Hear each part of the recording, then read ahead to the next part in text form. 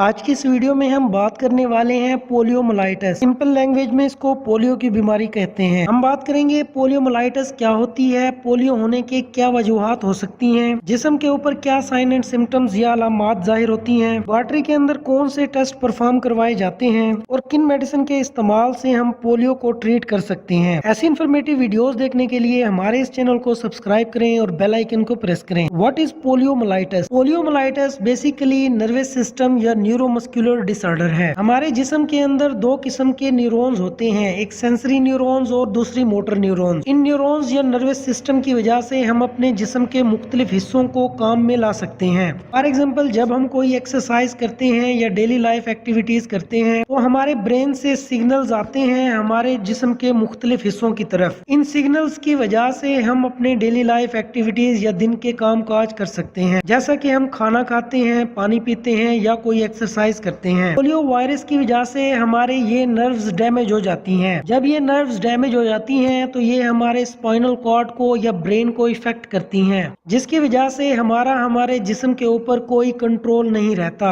हम अपनी मर्जी से कोई काम काज नहीं परफॉर्म कर पाते। हमारा जिस्म पैरालाइज हो जाता है, हड्डियां और पट्टे कमजोर होना शुरू हो जाते हैं और जॉइंट बेंड हो जाते हैं, मुड़ जाते हैं। पोलियोमाइलाइटिस एक वायरस की वजह से फैलता है जिसको पोलियो वायरस कहा जाता है। ये वायरस सांस के जरिए या खाने पीने के जरिए हमारे मुंह के अंदर से इंटर होता है और हमारे ब्रेन के अंदर या स्पाइनल कॉर्ड के अंदर इन नर्व्स को डैमेज कर देता है, जिसकी वजह से हमारी बॉडी के ऊपर कोई कंट्रोल बाकी नहीं रहता। कंडीशन को पोलियोमाइलाइटिस कहा जाता है। साइन एंड सिम्टम्स या जिस्म के ऊपर क्या अलामात जाहिर होती हैं। बॉडी के अंदर फीवर या बुखार हो जाता है और ये बुखार सर्दी की वजह से होता है। हमारा गला सूज जाता है और सर में शदीद किस्म का दर्द पैदा होता है। पोलियो वायरस की वजह से वॉमिटिंग, डायरिया होने के चांसेस बढ़ जाते हैं। जिस्म थका हुआ महसूस होता है और पैरालाइज हो जाता है। मेनिंजाइटिस की कंडीशन हो जाती है जिसको गर्दन तोड़ बुखार कहते हैं। डायग्नोस्टिक या लेबोरेटरी टेस्ट, फिजिकल एग्जामिनेशन के जरिए पोलियोमाइलाइटिस को डायग्नोज किया जा सकता है। पोलियोमाइलाइटिस के पेशेंट में गर्दन और कमर में अकड़ाव पैदा हो जाता है, एबनॉर्मल रिफ्लेक्सेस स्टार्ट हो जाते हैं, कंट्रोल खत्म हो जाता है, खाने पीने में मुश्किल पेश आती है और हम खाना या कोई भी चीज निगल नहीं सकते। गले के अंदर इन्फेक्शन पैदा हो जाता है। ट्रीटमेंट प्लान, एनाल्जेसिक और एंटीपायरेटिक मेडिसिन का इस्तेमाल किया जाता है। ये non steroidal anti inflammatory drugs होती हैं। ये मेडिसिन पेन, फीवर, इन्फ्लेमेशन को कम करने के लिए इस्तेमाल की जाती हैं।